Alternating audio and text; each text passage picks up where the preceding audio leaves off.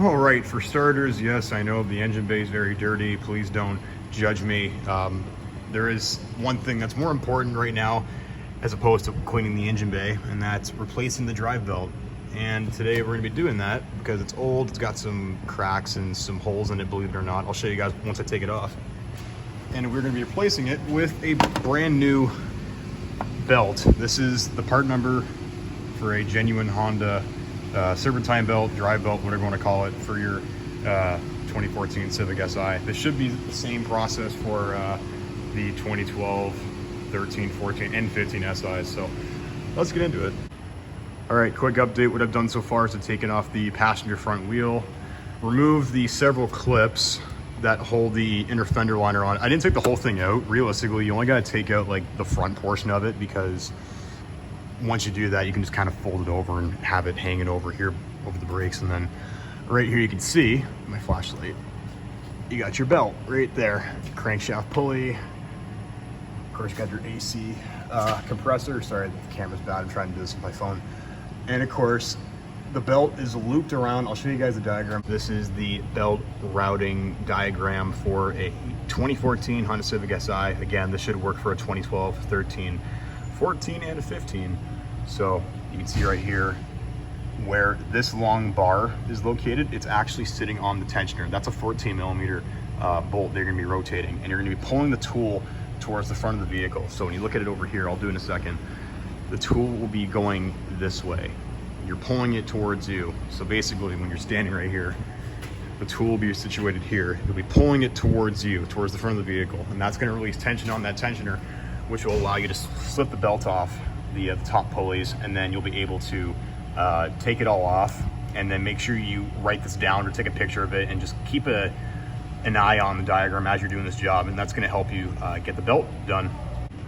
Okay, so I've got my 14 millimeter box and wrench on the bolt. This is what I'm using right here. You can use a Serpentine belt tool. It's definitely a much better tool, but you can also use a long, anything that's got a long handle and a 14 millimeter socket on the end of it, you'll be good to go. And it's also, if it's got a slim profile to stick in that tiny area, you can see there's not much clearance in there, so be mindful of that. But you can see what we're gonna basically do is just take this and pull it towards you. And watch, see I'm pulling it towards me, just like that.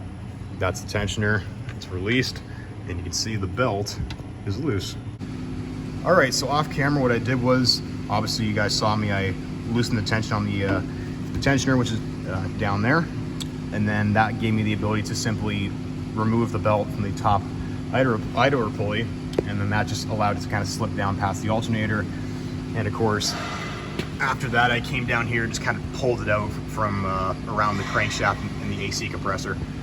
And let me show you guys why I'm replacing this belt. It's always a good idea to replace your belt at a certain mileage, or if you notice stuff like this, for example, that's a very tiny hole. Don't know how that happened. It gets worse. Let me show you guys. Here's the worst area. Look at that. Try to focus on that. That is a full-on hole, multiple holes, and you can see when I bend it, you can just tell that the belt is just, it's coming apart almost. Like it's just really wearing down. On the inner edge, you can see all the little holes that are, either formed or forming. So yeah, it's definitely a good idea to replace your belt when you see something like that. You do not want to overlook your drive belt, because one day it could snap, it could break, and then next thing you know, you're left on the side of the road because you don't have all your accessories working. And yes, you do need your accessories to be working. Okay, so I'm gonna do my very best to explain how this is kind of going down. So what I did first was I took the belt, started from the top, and I fed this side of the belt down past the, you can see past the AC compressor down there on that pulley. And then I came down here and just kind of took the belt and looped it around the crankshaft. Obviously, it's nowhere near complete, it's just kind of there. We're starting off with putting this one on and this one. Then I'm gonna put the carb in the air a little bit more, and then we're gonna try to loop it around this one. That way, we've got these three pulleys out of the way, and that way this leaves us with just this one, which is easier to get to up top, and then we can just kind of loop it around the idler. And yeah, that's basically it. You can start from the bottom and work your way up, I'm working from the top and working my way down. Well, going to the bottom and going back up. That's my process. Everybody has their own way of doing things, but let's see how it goes down with this way. All right, so what I basically did after putting it around these two pulleys, the crankshaft and the AC compressor, basically went around and looped the belt around this pulley. Checking my light on a bit better. See? Oh, that's the wrong one. There we go. So basically took the belt and looped it around the power steering. That's basically how it comes down. It comes down and goes over this and then over here, in between the crankshaft and here on this side. And from there, we're gonna go back up and work our way to the alternator and then to the idler and of course the tensioner. All right, so we're almost done putting the new belt on. You can see it's routed on top of the idler, which it then goes down to the alternator, and then it loops over the, let's see if I can get a light on it. I apologize. Do my best here to show you guys in this tight area. So the belt starts at the idler, goes down to the alternator, then it goes down even further, down way over there, over the power steering. And then you can see the idler or tensioners right here. And down here, we still got some slack, obviously, because it's not on the tensioner yet, but you can see it's looped around the AC compressor and the crankshaft. So now comes the final step of essentially what I'm gonna do is I'm gonna pull that tensioner back and loop this belt under it. And you can see in the diagram, it goes over the idler and under the tensioner like that. So let's get to it.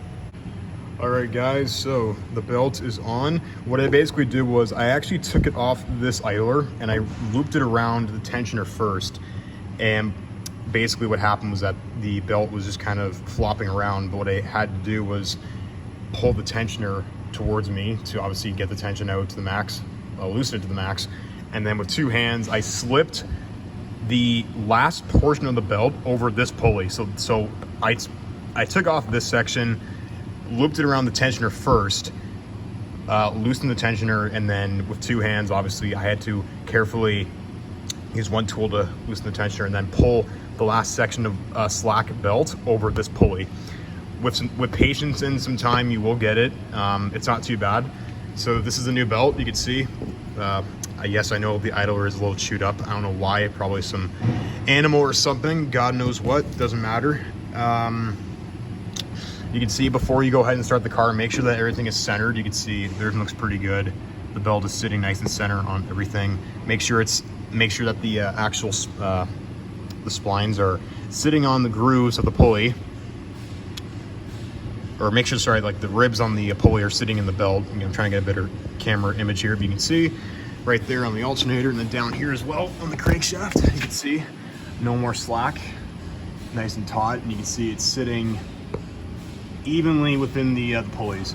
Something you want to do before you start the engine, just so that the belt doesn't slip off and potentially rip or damage something. And now with the engine running, you can see the belt is not slipping. Whoops, there we go. The belt is not slipping. You can see it's sitting nicely in all the pulleys. And yes, that's basically it. That's how you change your drive belt, or a Serpentine belt, on your 2014 Honda Civic Si. Come down here real quick, you can see the crankshaft spinning, and yeah, the belt is not bouncing around or making god-awful screeching sounds. By now you'd hear something, but you can see everything is spinning properly, and you can hear, all you can hear is the motor. You don't hear any belt screeching sounds. That means that everything is sitting properly on all the pulleys. So from here on out, what you gotta do is reinstall your fender liner, which is pretty simple in this section too. Put your wheel back on, torque it to spec, and that concludes for today's video. Hope you guys enjoyed it. I do apologize if I didn't get the best angles for the camera, but I do hope it did help you out. Let me know what you guys think in the comments down below. Make sure to like and subscribe. Really appreciate it. Take care, guys.